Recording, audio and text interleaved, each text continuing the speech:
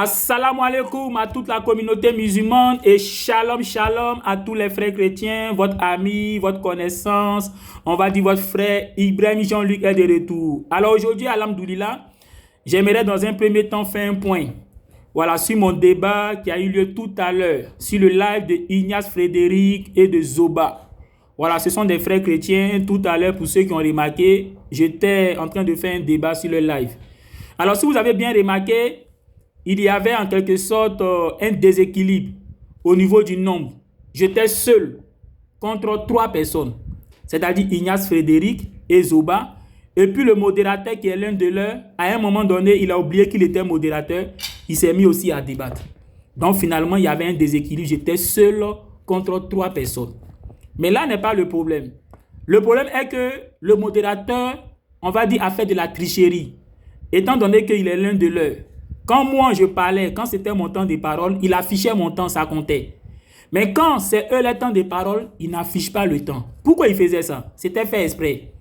Pour que eux, ils aient tout le temps pour s'exprimer. Étant donné que le temps n'est pas affiché, ils peuvent parler autant de temps qu'ils le veulent. Et donc j'ai remarqué cela, j'ai automatiquement, voilà, soupçonné cela et puis j'ai réagi. J'ai demandé au modérateur d'afficher le temps. Parce que c'est pas normal que quand moi je parle, le temps est affiché. Maintenant, eux, quand c'est leur temps, le temps n'est pas affiché. C'est de la tricherie, c'est de la mamaille. C'est pour ne pas que ceux qui suivent le live voient qu'ils ont dépassé le temps, raison pour laquelle vous n'affichez pas le temps. Autre tricherie, autre malhonnêteté qu'ils ont fait, quand on est arrivé sur la phase des questions-réponses, si vous avez remarqué, j'ai posé ma question. Ignace Frédéric a répondu. Normalement, qu'est-ce qui devait être fait? Je devais répondre. Ils ne m'ont pas laissé répondre.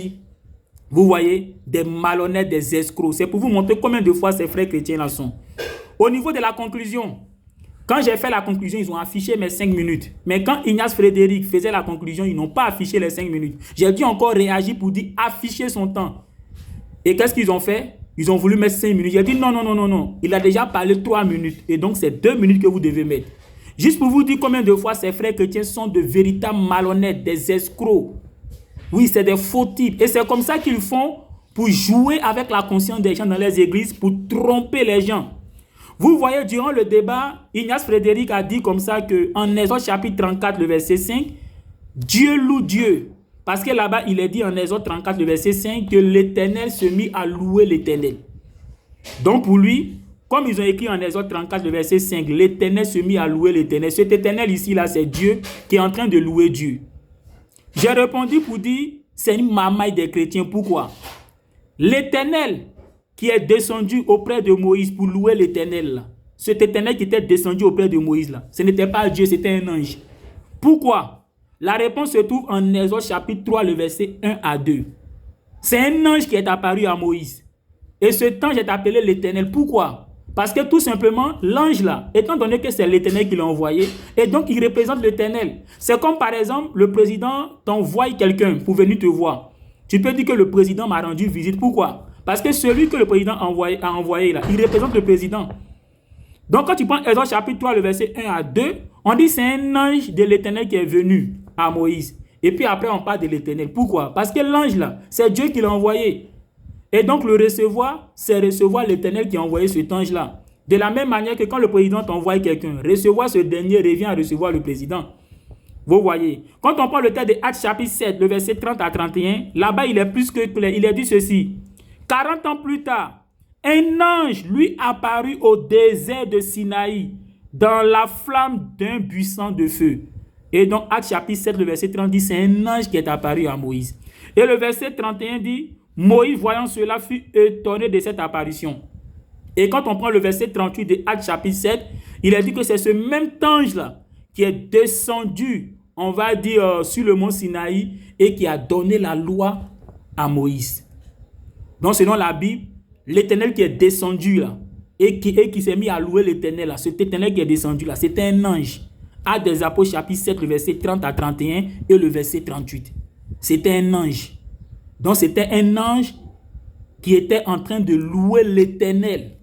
En Exode chapitre 34, le verset 5. Mais ils ont mis l'Éternel, loue l'Éternel, parce que cet ange-là, il représente l'Éternel. Voilà pourquoi on l'appelle l'Éternel. De la même manière que quand le président t'envoie quelqu'un là, celui que le président envoie là, on peut l'appeler président. Pourquoi? Parce qu'il représente le président. Il a dit comme ça, ce Ignace Frédéric là, que Jean-Baptiste attendait Dieu. Parce que en Matthieu chapitre 11, le verset 2 à 3, là, quand Jean-Baptiste a envoyé ses disciples pour aller demander à Jésus, est-ce toi qui devais venir? Pour lui, Jean-Baptiste attendait Dieu. C'est pour ça que Jean-Baptiste a envoyé ses disciples aller demander à Jésus, est-ce toi qui devais venir? Le toi ici, là, hein? Jean-Baptiste voulait parler de Dieu. Donc Jean-Baptiste attendait l'arrivée de Dieu. Vous voyez comment c'est des malhonnêtes? Quand on prend le même Matthieu chapitre 11, le verset 2, là, il est dit, Jean, ayant entendu parler dans sa prison des œuvres du Christ, lui fit dire par ses disciples. Donc Jean-Baptiste, là, il a entendu parler des œuvres du Christ. Il n'a pas entendu parler des œuvres de Dieu. Ce n'est pas Dieu qui l'entendait, c'est le Christ qui l'entendait. Le mot Christ, là, ça veut dire ouin, ça veut dire celui-là que Dieu a choisi.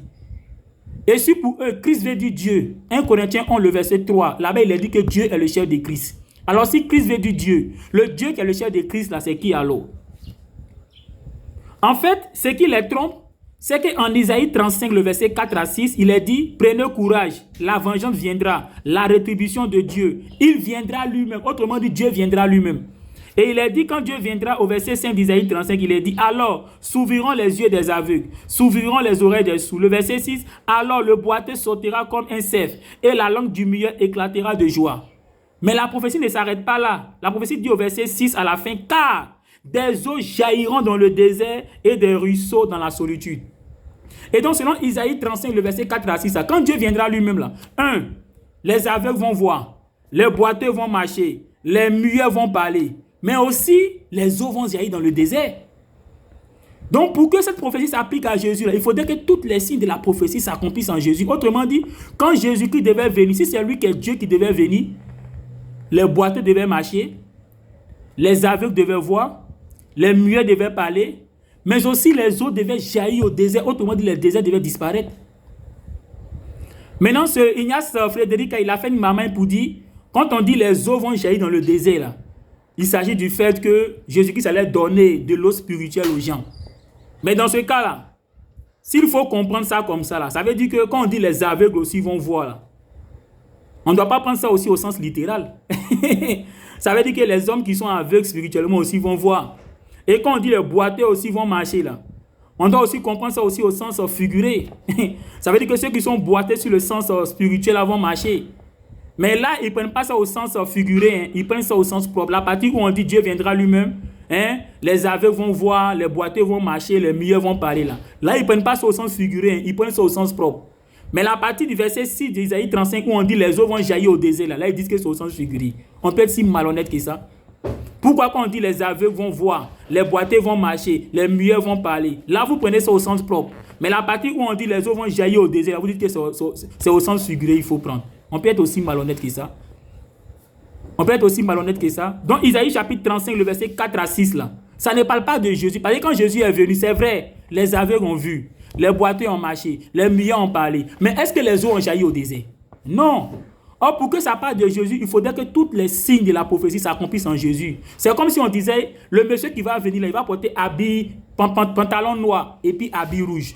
Et puis nous, on voit un gars qui a porté pantalon noir, mais qui n'a pas porté habit rouge. Est-ce que c'est lui? Non. Pour que ce soit lui, il faut que tous les signes s'accomplissent en lui. Autrement dit, il doit porter pantalon noir et habit rouge.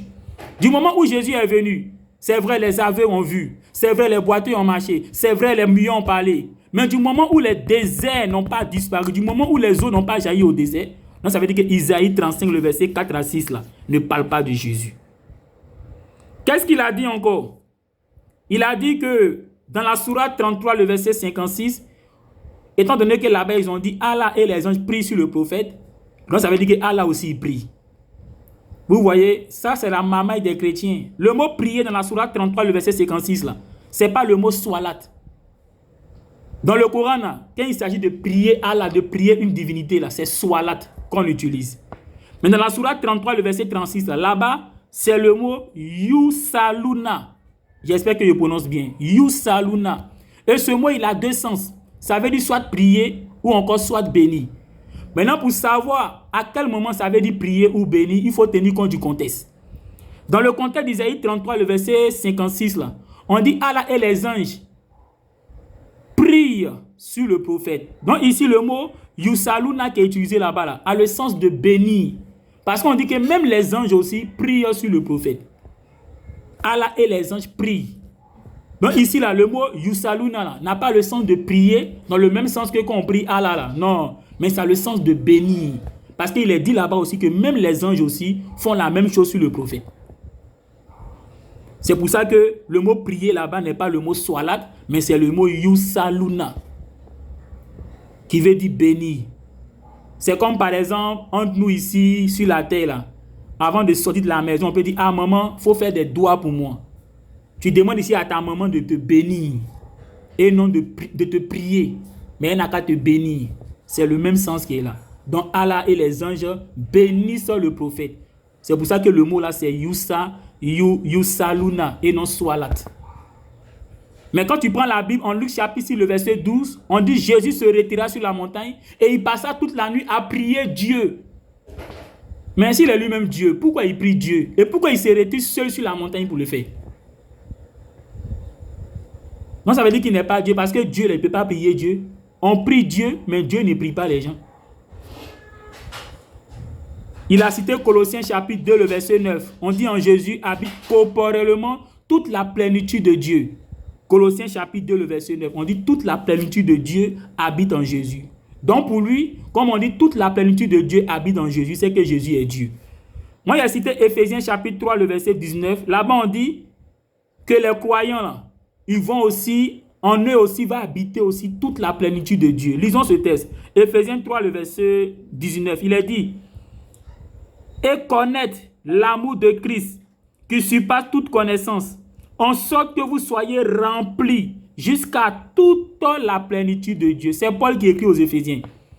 Il dit, vous devez faire ceci, cela, afin que vous soyez remplis jusqu'à atteindre toute la plénitude de Dieu.